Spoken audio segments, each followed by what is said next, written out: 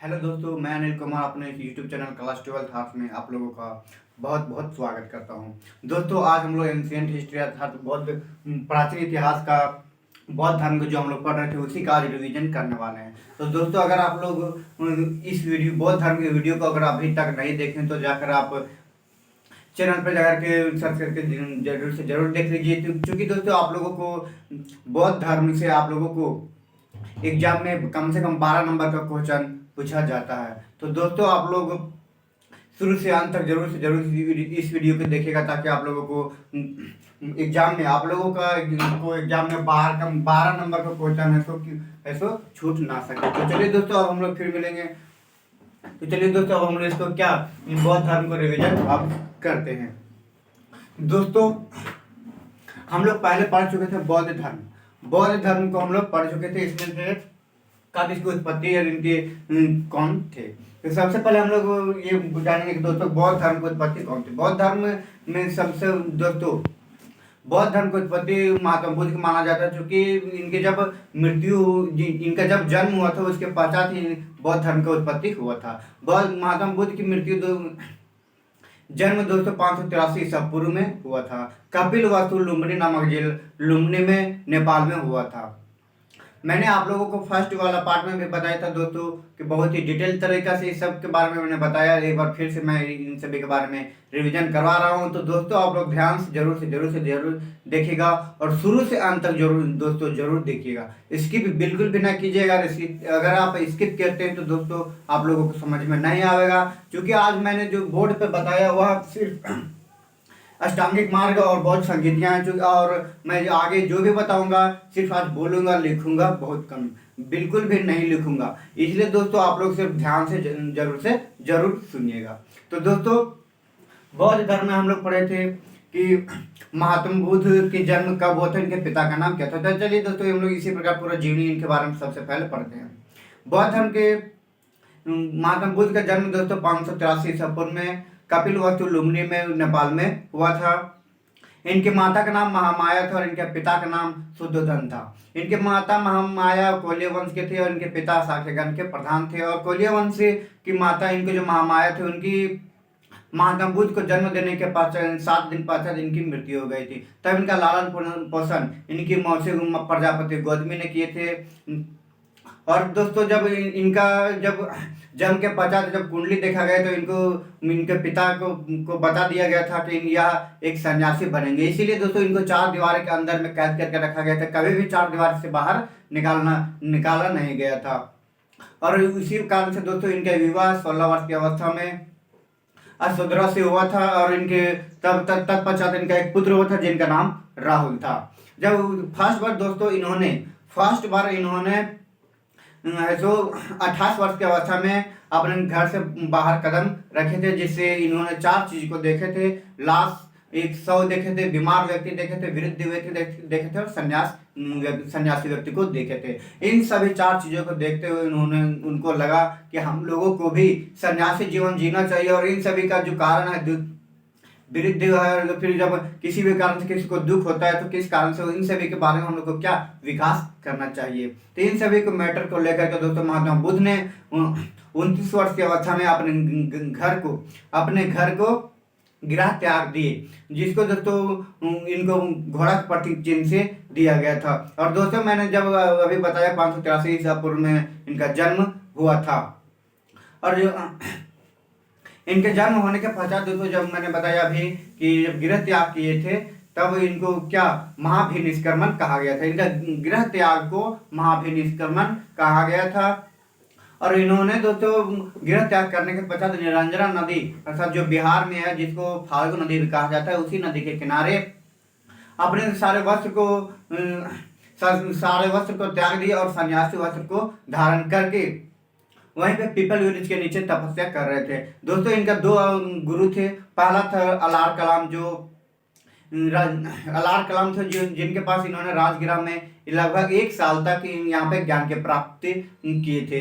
जिसे इनके अलार कलाम से जब ज्ञान की प्राप्ति इनको होने लगे, तब इनको जब पूर्ण हो गया उनके पास, तब फिर भी इनको लगा कि नहीं, हमको पूर्ण रूप से ज्ञान की प्राप्ति नहीं हुआ तब इन्होंने दूसरे गुरु वैशाली में गए थे, जिनका नाम रुद्रक रामपुत था, जिनका नाम रुद्रक रामपुत था। उनके पास इन्होंने कई वर्षों तक फिर जा करके ज्ञान के प्राप्त किए। तब लगातार इसी प्रकार पीपल वृक्ष के नीचे फिर सो लगातार 6 वर्षों तक इसी प्रकार तपस्या करते तब रहे, तब इनको ज्ञान की प्राप्ति हुई थी। और ज्ञान की प्राप्ति हुई और इनका विकास हुआ दोस्तों। तो इनको प्रतीक चिन्ह शेर से दिया गया था।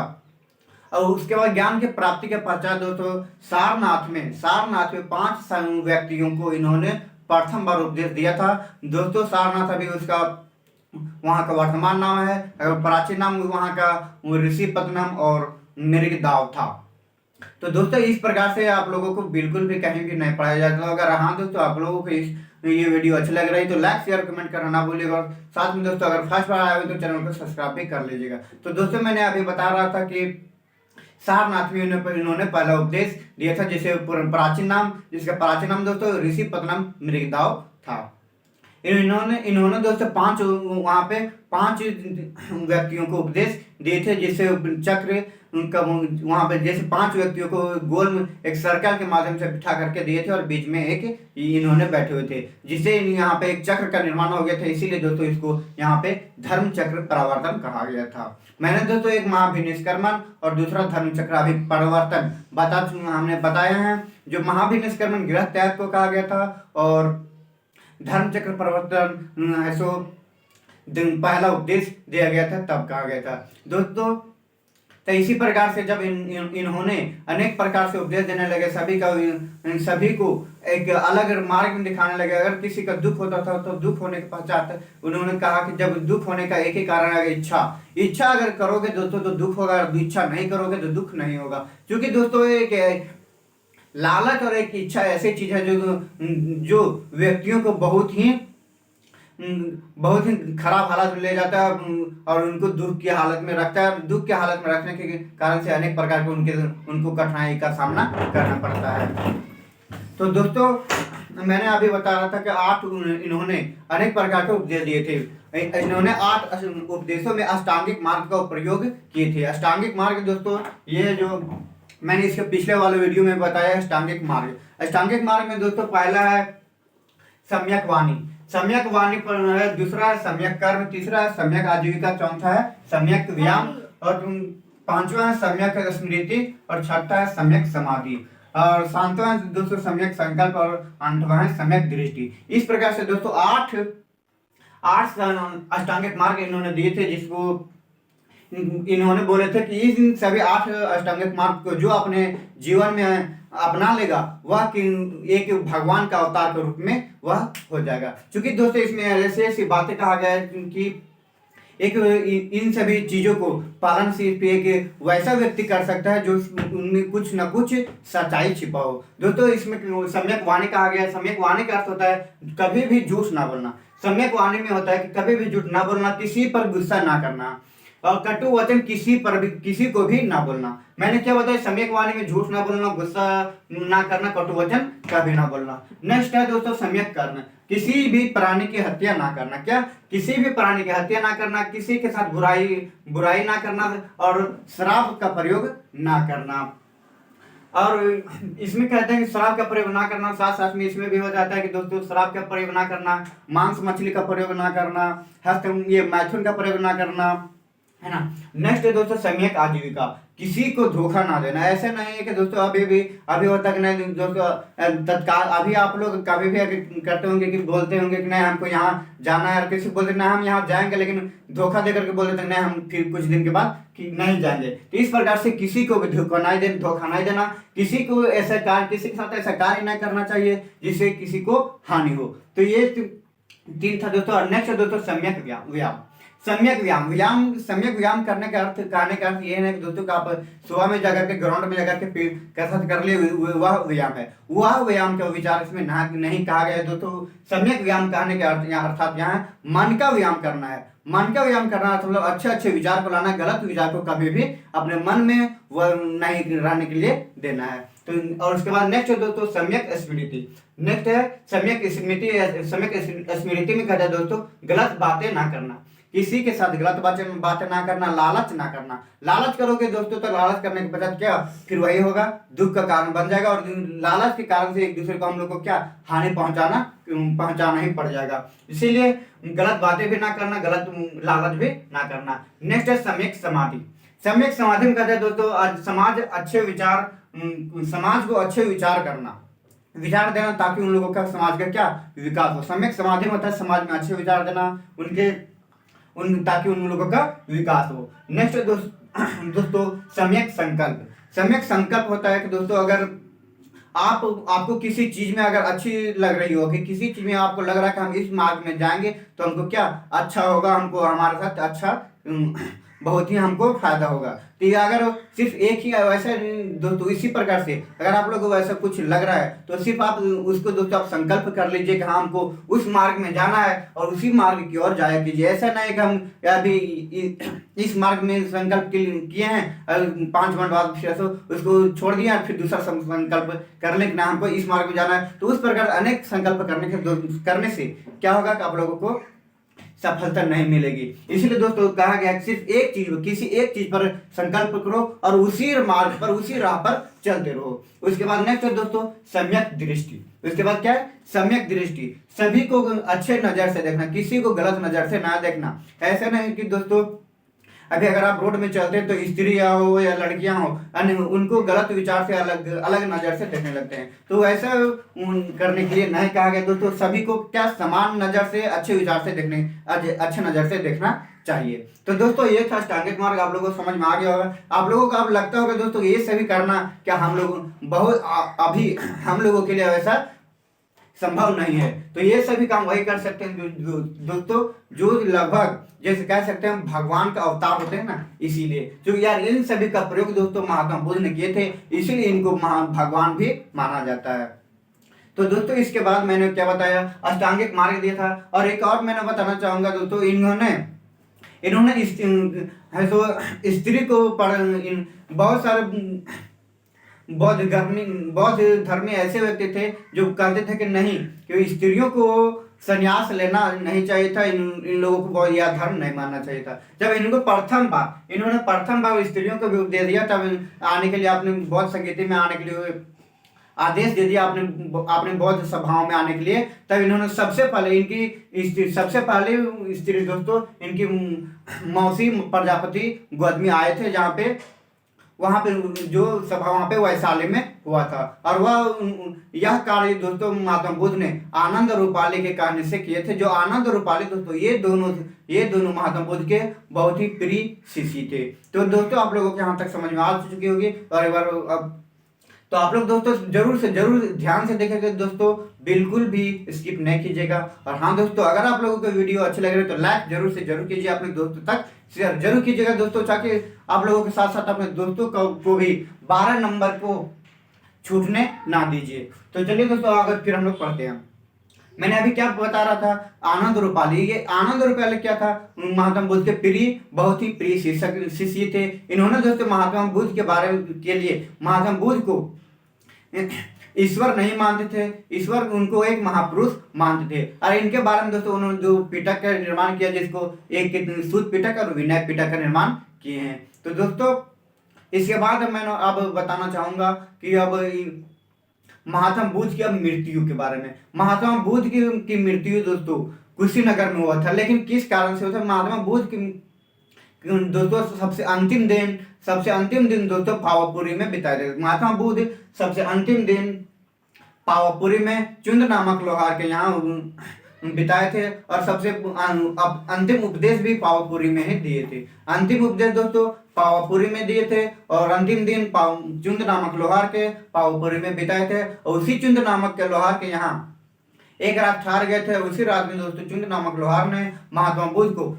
सुअर का मांस खिला दिए थे। क्या सुअर का मांस खिला दिए थे, जिससे महात्मा बुद्ध को डायरिया नामक बीमारी हो गया था। डायरिया नामक बीमारी हो जाने के कारण से दोस्तों महात्मा बुद्ध को कुशीनगर में 483 ईसा पूर्व में महापरिनिर्वाण की प्राप्ति हुई। अर्थात दोस्तों वहां पे महात्मा बुद्ध को क्या मृत्यु हो गई।